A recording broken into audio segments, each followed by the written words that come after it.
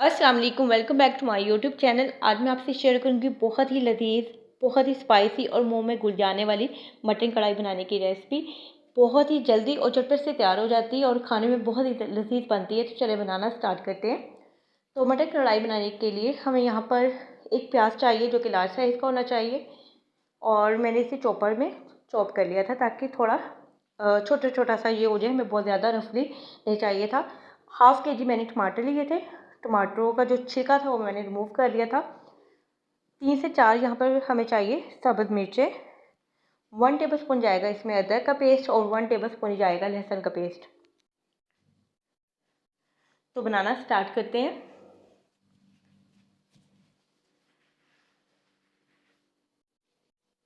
हम यहाँ पे मटर कढ़ाई बना रहे हैं, तो मटर कढ़ाई बनाने के लिए मैंने हाफ़ के जी मटन लिया था।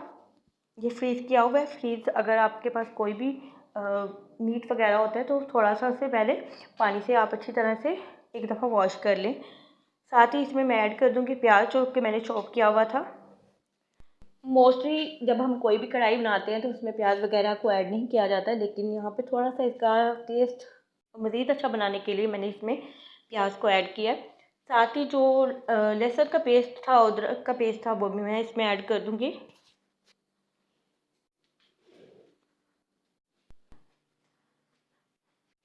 तो यहाँ पर आधा किलो जो मैंने टमाटर लिए थे, टमाटरों का मैंने पेस्ट बना लिया था। किसी भी ग्राइंडर में आप इसे ग्राइंड कर सकते हैं। और पेस्ट बनाने के लिए मैंने इसमें 1 गिलास पानी भी ऐड किया था ताकि हमें अलग से पानी ऐड नहीं करना पड़े। तो यहाँ पर जितना भी पेस्ट बना था तो वो मैंने इसमें ऐड कर दिया। एक्स्ट्रा पानी अब मैं इसमें ऐड नहीं करूँगी। और सब्ज़ मिर्चें भी इसमें जो मैंने काट कर रखी हुई थी वो मैंने इसमें ऐड कर दी। अब इसमें जाएंगे स्पाइसेस। 1 टेबलस्पून जाएगी इसमें रेड चिली पाउडर। 1 टीस्पून इसमें मैं ऐड करूँगी हल्दी पाउडर, और 1 टीस्पून इसमें जाएगा नमक। और ये तमाम चीज़ें ऐड करने के बाद मैं इसे प्रेशर पर लगा दूँगी तकरीबन 20 से 25 मिनट के लिए, और आंच को आपने मीडियम पर रखना है। तो यहाँ पर इसे पकते हुए 20 से 25 मिनट हो गए थे। प्रेशर मैंने जो वो खोल दिया था। उसके बाद आप देख सकते हैं इसका पानी ड्राई हो चुका है। अब मैं इसमें ऐड करूँगी ऑयल। ऑयल जाएगा तकरीबन हाफ़ कप इसमें जाएगा ऑयल।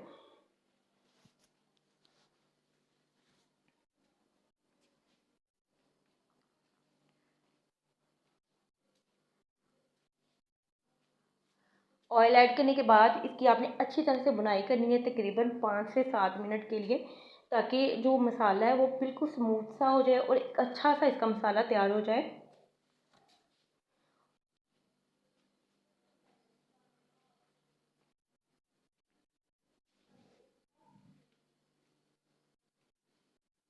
और इसको मज़ीद टेस्टी बनाने के लिए मैंने यहाँ पर हाफ़ टी स्पून कढ़ाई गोश्त मसाला इसमें ऐड किया है। आप किसी भी ब्रांड का इसमें शामिल कर सकते हैं, लेकिन यहाँ पर आपने नमक का खास तौर पर ख्याल रखना है। कम या ज़्यादा वो डिपेंड करता है कि आप उस टेस्ट कर लें, कहीं इसमें नमक ज़्यादा ना हो जाए। तो बस हम इसे फ्राई करेंगे।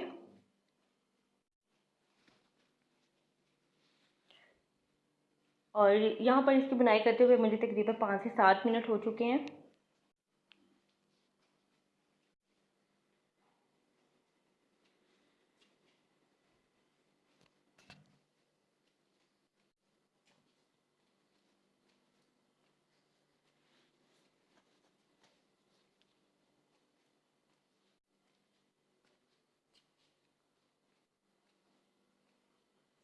और आप देख सकते हैं कि कितना ज़बरदस्त था और कितना स्मूथ सा इसका मसाला तैयार हुआ है।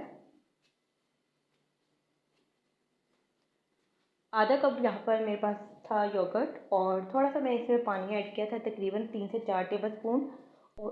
और विस्क की मदद से मैंने इसे अच्छी तरह से मिक्स कर लिया था ताकि जब हम इसे कढ़ाई गोश्त में ऐड करें तो इसमें किसी किस्म के लम्स ना आए। और इसे मैं कवर करके रख दूँगी तकरीबन 5 से 7 मिनट के लिए, बिल्कुल मीडियम आंच पर। और डिपेंड करता है आपने कितनी कढ़ाई गोश्त में ग्रेवी रखनी है। कुछ लोग थोड़ी ग्रेवी वाली खाते हैं, कुछ लोग बहुत ज़्यादा इसे ड्राई करके खाते हैं। तो यहाँ पर इसे पकते हुए 5 से 7 मिनट हो चुके हैं। तो 1 से 2 मिनट इसे मैं मज़ीद दूँगी। और जितनी मुझे यहाँ पर ग्रेवी चाहिए थी वो ऑलमोस्ट डन होने लगी है। तो मैं इसे डिश आउट कर लेती हूँ। होप सो आपको आज की वीडियो अच्छी लगी होगी। वीडियो अच्छी लगी तो वीडियो को लाइक कर दें और अपना फीडबैक लास्ट में दें। दुआ में याद रखें। अल्लाह हाफ़िज़।